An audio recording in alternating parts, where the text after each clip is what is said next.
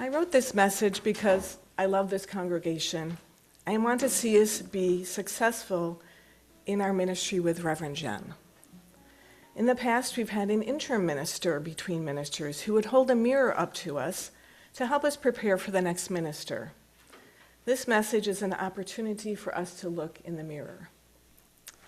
We have been in a liminal space the last 2 years, the space in between Reverend Chip Rouse leaving in July 2024 and Reverend Jen Grayson beginning in a week.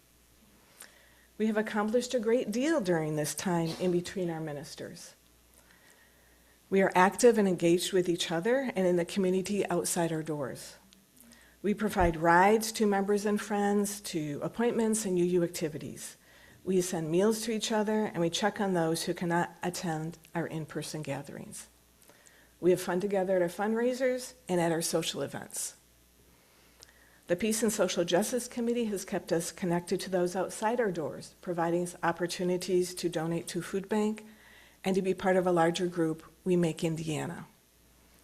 Barb Carmichael has diligently provided us information about social protests, county council meetings, and other events of interest. Our Sunday Service Committee has worked tirelessly in the last 2 years to provide quality services. Our giving is up. We have more social activities than one person could attend in a month. We successfully renewed our welcoming congregation certification, and we have lifespan learning opportunities from child to adult. We navigated a name change, and we are very fortunate to have received a large financial gift from Barbara Boyd. We deserve to feel proud of what we have sustained and accomplished in the last 2 years. And yet, there are times when many of us have felt the lack of a minister. Some of us are weary of feeling like we're carrying more of a burden than we can comfortably accomplish.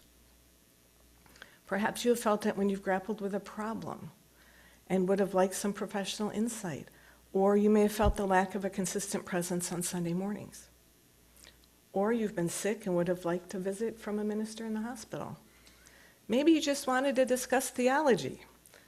Perhaps you've had a birth in the family, a death in the family, or you are thinking about end-of-life issues. What will it be like to have a full-time minister again, and how do we navigate this change or transformation? Many of us have become used to the variety each week in the pulpit. Some of us will admit to a mistrust of authority and prefer how things are running now. We haven't had a healthy relationship with a minister for a while and may harbor some anxiety. Some of us are newer and have never had a full-time minister. Others have a wish list of what we hope Reverend Jen will accomplish, and we may have unrealistic expectations of what she will be like. We have been sharing ministry and leadership of this congregation for the last 2 years with each other. How do we share leadership and ministry with a minister? Before we go further, let's look at what our ministerial agreement with Reverend Jen says. The ministerial agreement, in other words, the contract, is posted in our members section of the website, so you can read the whole thing yourself. And it begins with, the intent of this agreement is to set forth the responsibilities and obligations of the minister to the congregation and of the congregation to the minister. The relationship between the congregation and the minister must be grounded in open communication and trust, and in most situations, the congregation will act through its governing board. It goes on to say, consistent with our understanding of the covenant that binds us in an evolving living tradition, the minister and the congregation share the leadership and ministry of the congregation. The relationship of the minister and the congregation will be in accordance with UUMA guidelines, and there's a website you can go to see that. The congregation looks to the minister to provide spiritual leadership, historical and theological perspective, assistance with setting and implementing the congregation's mission, oversight of the congregation's programs, leadership of the staff and team, and finally, administration of the congregation's business operations in partnership with lay leaders and staff. Additionally, the minister will conduct rites of passage, includes weddings, child dedications, memorial services, as well as provide pastoral care services, including crisis intervention, visitation of homebound, sick, dying, bereaved, both directly and in conjunction with the congregation's pastoral care program. The ministerial agreement goes on to explain some boundaries. The minister will maintain awareness of personal limitations and boundaries, referring members for professional counseling and other specialized services as appropriate. The minister will provide such ministerial services and counseling to members of the congregation without fee or honorarium. And the minister may charge a fee when rites of passage, pastoral care services, and other ministerial services are provided to non-members of the congregation. So for those of you who are on the fence about becoming a member, you can see the benefits here. Think about it. In turn, the minister looks to us, the congregation, to live out the congregation's vision and mission, demonstrate effective leadership, be open to change, broaden the meaning of community, and communicate issues of concerns in a forthright and respectful manner through established communication channels. Please notice how the words communication and trust play a role in our shared ministry. Communication in our past has been fraught at times. We do not always agree on issues, and that's to be expected. However, the way we approach disagreements can make a difference. Do we approach each other with curiosity, or do we approach with anger? Inviting someone to have a difficult conversation with you can create an atmosphere where both can walk away with a deeper understanding of each other. Try to understand where a person's coming from. Do you remember Jim Ward's story earlier this month asking the question, what is in your backpack? In other words, consider what additional stressors one might have that led to a breakdown in communication. Sometimes we can do this work alone. Other times we need a break, or we may need to have a trusted individual help us. I appreciated Ann Mannix approaching me a few months ago asking if she could have a difficult conversation with me. And I did get Ann's permission to talk about this. I'll be leaving the room now. Yeah. I agreed, and we found a quiet room to use. Ann stated she felt I did not like her and wondered why. Ann's question allowed me to clarify with her that when we were both on the board, I did disagree with her and on many issues and did not always like her decisions. This could have indeed left the impression I did not like Ann. But there's more to it. I find Ann's comments in Adult Forum thought-provoking. She's introduced interesting topics to the forum. I admire the way she took time to get to know each of her grandchildren. I value that Ann is willing to be generous with her volunteer time and willing to take on big projects. It's refreshing that Ann can admit that she's blunt and knows others may have difficulties with it. I appreciated Ann approaching me directly instead of going from person to person and saying how Gail doesn't like me. This is a great model for communicating with each other or with leadership.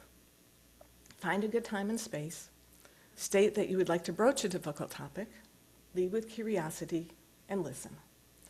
Sometimes we do become dysregulated in the heat of an argument, but we can always go back when calm and have a productive conversation. In the reading Encounters with Dave from the book Seeds of a New Way, Reverend Manish Mishra Marzetti describes his painful experience with his new congregation and how they had preconceived notions of how a minister looks, acts, preaches, and behaves. Reverend Mishra Marzetti is a male gay Asian American who was constantly being compared to his former cis white male colleague. What preconceived ideas do we hold with our future minister? What unconscious biases do we have?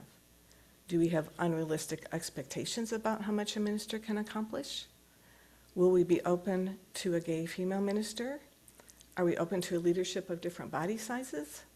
Ask yourself if you have an image in your mind of how a minister acts, dresses, or behaves. We discussed this chapter in Adult Forum, and the consensus was that we would not be in danger of comparing a new minister to a former minister. Instead, we would be comparing the minister to our in-between time, our time without a minister. We have become used to making decisions without a minister giving us input. Perhaps we've gotten into some ways of doing things that we don't think we need to change. Can we open ourselves up to being curious to a minister's perspective? Reverend Jen has served in several congregations as an interim minister in the last decade and surely has picked up many ideas of best practices along the way. We have a history of distrust with ministers and staff. We have been disappointed with ministers in the past and also experienced theft from an employee years ago. Can we set those disappointments and mistrusts aside and allow trust to build with Reverend Jen? We may need to allow ourselves to take a risk, be vulnerable, in order for trust to be established. Although those attending Adult Forum didn't worry about us comparing Reverend Jen to a former minister, we likely do have preconceived notions in our minds of how a minister should be, or a subconscious archetype of a minister. Reverend Mishra Marzetti goes on to relate he discovered in speaking to other female colleagues, they too had their Daves, or a minister archetype that they were being compared to. Even though UUs have been at the forefront of having female ministers, gay ministers, ministers of color for years, we still harbor a collective image or archetype of a minister. The book Seeds of a New Way is a collective of essays by ministers of different genders, sexual identities, ethnicities, and financial classes, all finding their congregations did not know how to embrace them.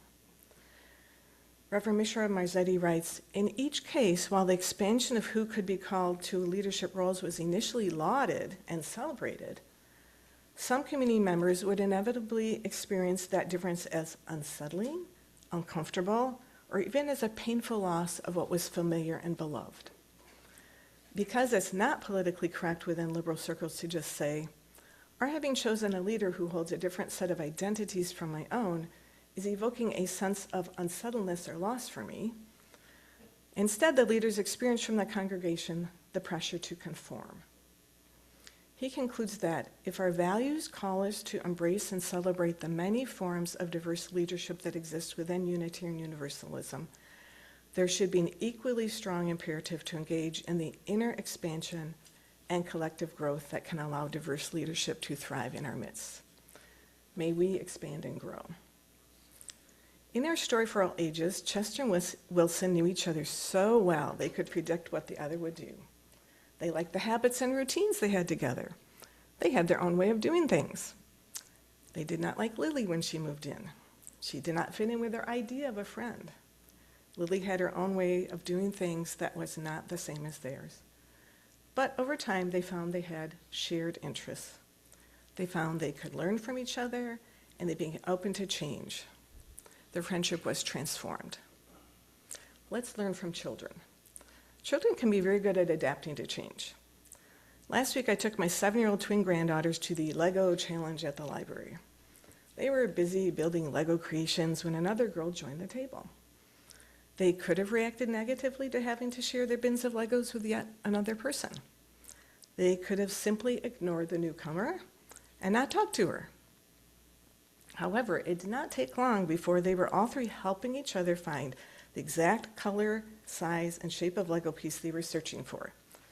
It became a collaborative effort.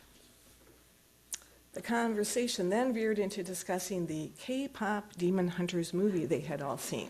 Don't worry, I haven't seen it either. They had to discuss who their favorite demon hunter was and why. Believe me, it was a lengthier conversation than you could ever imagine. Lego hour was soon over, and it was time to leave, but these three children were now becoming friends. They did not want to stop talking. We can all learn from children. Open yourselves to a little risk, allow yourself to be vulnerable, and you may be rewarded. One of our 7 values centered around love is transformation. Our value of transformation states that we adapt to the changing world.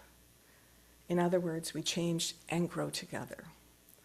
Let's take that value of adaptation and show openness, curiosity, and cooperation as we move forward in our shared ministry with Reverend Jen Grayson.